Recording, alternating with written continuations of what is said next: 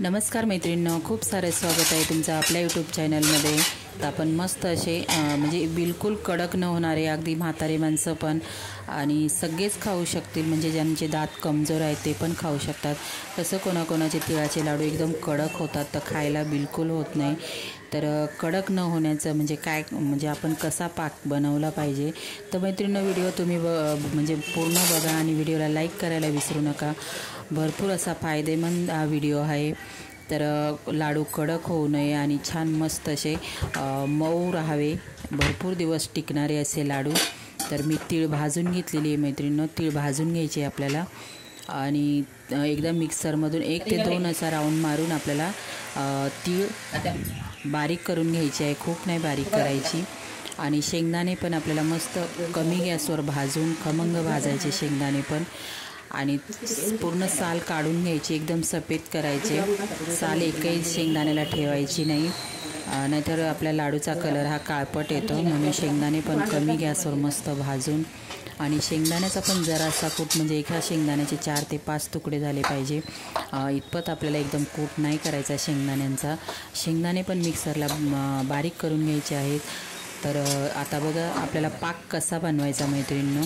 तर इथे मी 2 चमचे तूप टाकून घेतलेलं आहे, तुम्ही कोणताही टाका, डालडा टाका किंवा तुमच्याकडे असेल अवेलेबल ते तूप तुम्ही टाकू शकता।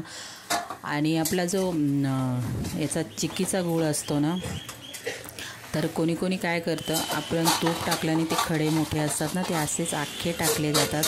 मग काय होतं मैत्रिणींनो, ते खडे वितळेपर्यंत जो वितळलेला असतो तो पाक एकदम कडक होतो। तर काय करायचं आहे, आपल्याला गुळाचे खडे आहेत ना, ते चाकून एकदम बारीक बारीक असे तुकडे करून घ्यायचे आहेत। एकसारखे तुकडे केले ना, म्हणजे पाक आपला एकसारखा वितळतो आणि एकसारखा बनला जातो पाक। आणि पाक आपल्याला खूप वेळ गॅसवर बिलकुलही ठेवायचा नाही। आपण हा पाक बनवतो आहे ना, तर गॅस एकदम कमी ठेवायचा आहे आपल्याला। तर इथे बघा मी चिक्कीचा गूळ टाकून घेतलेला आहे। मी 1 किलो तीळ घेतलेली आहे, अर्धा किलो शेंगदाण्याचा कूट घेतलेला आहे। आपल्याला त्याच्यामध्ये वेलची टाकायची, वेलची शेवटी टाकायची आपल्याला। कोणी कोणी याच्यामध्ये खोबरं टाकतं, डाळ्या पण टाकतं, तर काही गरज नाही, आपल्याला फक्त तिळाचे लाडू बनवायचे आहेत। आणि थंडीच्या दिवसामध्ये खाण्यासाठी पण पौष्टिक आहे तीळ। आपण कसं वर्षातून एकदा नियमित तर हे बनवलं जात नाही, कोणी कोणी वड्या बनवतं, ते पण छान होतात आणि लाडू पण छान होतात। तर इथे मी पाक बनवून घेत आहे बघा।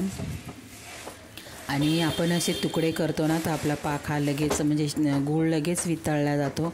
आणि गूळ वितळला ना की लगेच आपल्याला शेंगदाण्याचा कूट आणि तीळ टाकून घ्यायची, खूप वेळ पाक ठेवायचा नाही। कारण कसं, खूप वेळ पाक ठेवला ना मैत्रिणींनो, तर आपले लाडू हे कडक होतात। म्हणून गूळ वितळला ना की लगेच त्याच्यामध्ये शेंगदाणे आणि तीळ टाकून घ्यायचे आहे। त्याने काय होतं, आपले लाडू एकदम नरम होतात आणि खायला पण छान लागतात। तीळ पण आपल्याला एकदम कमी गॅसवर भाजून, मस्त अशी खूप कमी गॅसवर भाजायची तीळ, म्हणजे खाण्यास एकदम कुरकुरीत मस्त लागते एकदम तीळ पण। तर इथे बघा किती पटकन आपला गूळ वितळलेला आहे, थोडासा राहिलेला आहे, एकदम पटकन वितळला जातो। आणि थंडीमध्ये खूप पौष्टिक असे तीळ आणि शेंगदाणा हा स्निग्ध पदार्थ आहे, म्हणून हे बनवल्या जातात। आता थंडी चालू आहे म्हणून। तर तुम्ही याच्यामध्ये काजू बदाम अशी पेस्ट पण करून, म्हणजे बारीक जरासे वाटून ते पण टाकू शकता याच्यामध्ये। तर इथे बघा मी मस्त असा कमी गॅस ठेवायचा, खूप फुल गॅस बिलकुल ठेवायचा नाही। तुम्ही जेवढा फुल गॅस ठेवणार तेवढे तुमचे लाडू हे कडक बनला जाणार। कारण काही गूळ वितळत नाही, बारीक जरी केलेला आहे, आणि काही गूळ वितळला जातो, मग जो वितळलेला तो खूप कडक होतो पाक। म्हणून आपल्याला एकदम कमी, जेवढा कमी होईल तेवढा कमी गॅस ठेवायचा आहे, आणि कमी गॅसवर आपल्याला हा गूळ वितळून घ्यायचा आहे। बघा किती पटकन वितळला जातो, आणि आपण जे खडे असेच टाकतो ना, त्याला खूप वेळ लागतो वितळायला। तर बघा आपला पाक अगदी 2 ते 3 मिनटामध्ये आपला पाक तयार झालेला आहे।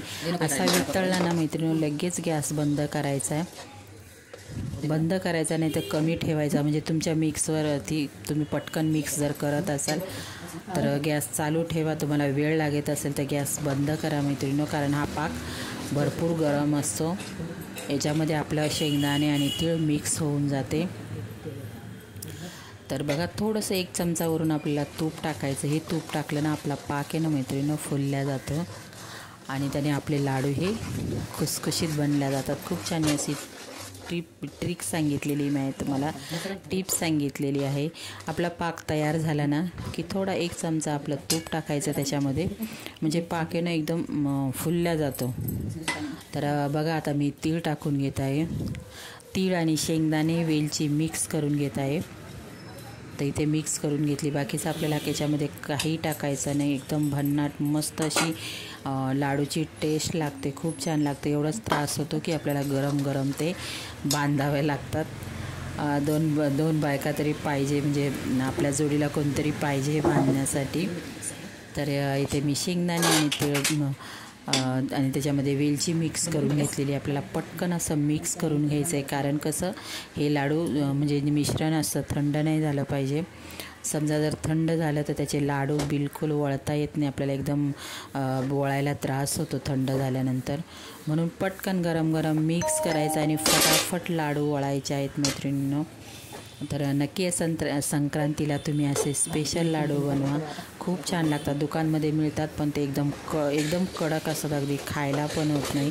आणि कडक लाडू होण्यामागचं हेच मुख्य कारण असतं, आपला पाक किती शिजवलं आहे आपण त्याच्यावरती आपले लाडू नरम कडक होतात.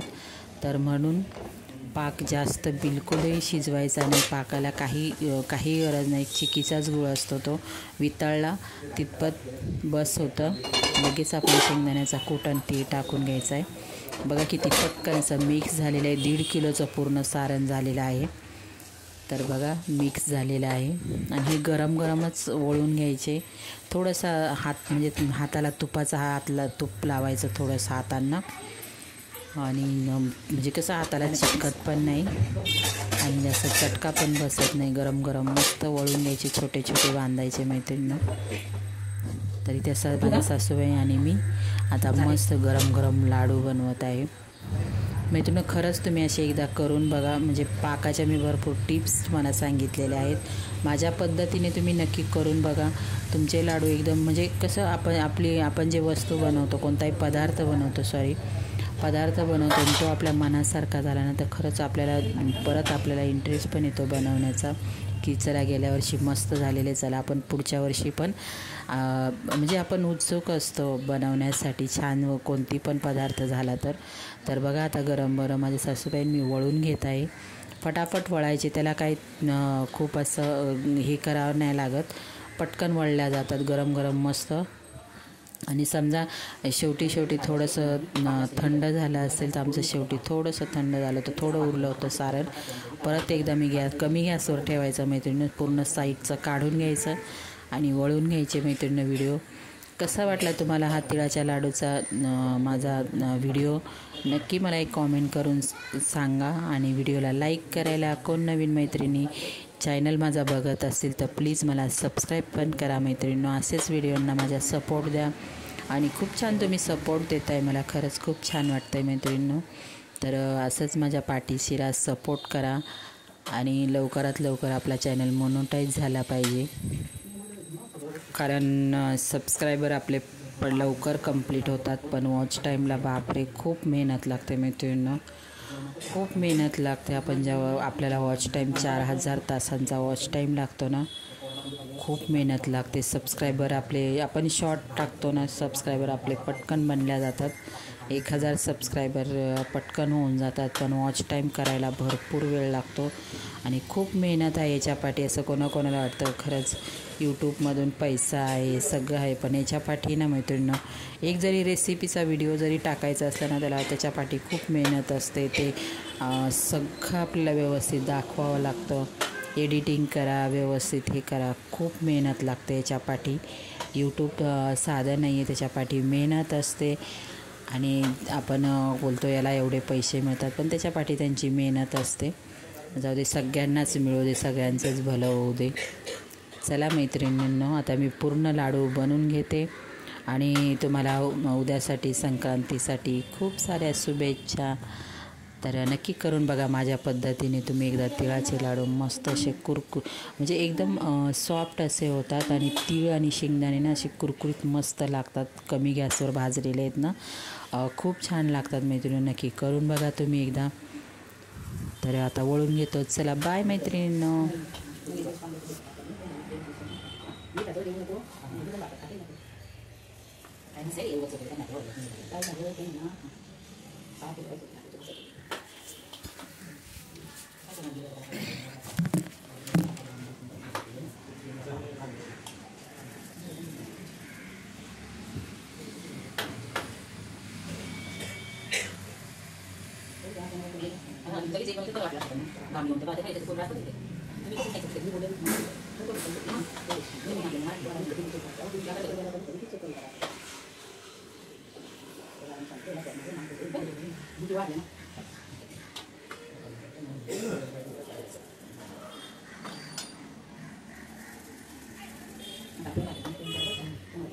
कमी केलं सगळं मसाले तेल पण कमी केलं सकाळची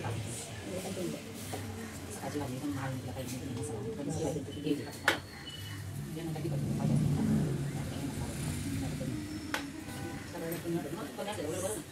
पाहिजे मसाला मसाला लागला पाहिजे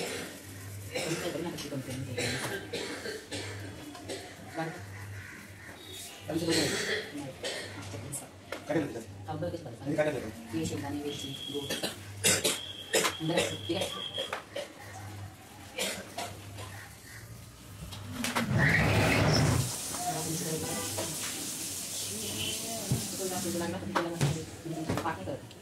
शेंगदाणे वाटायची नाही बोलली सायचा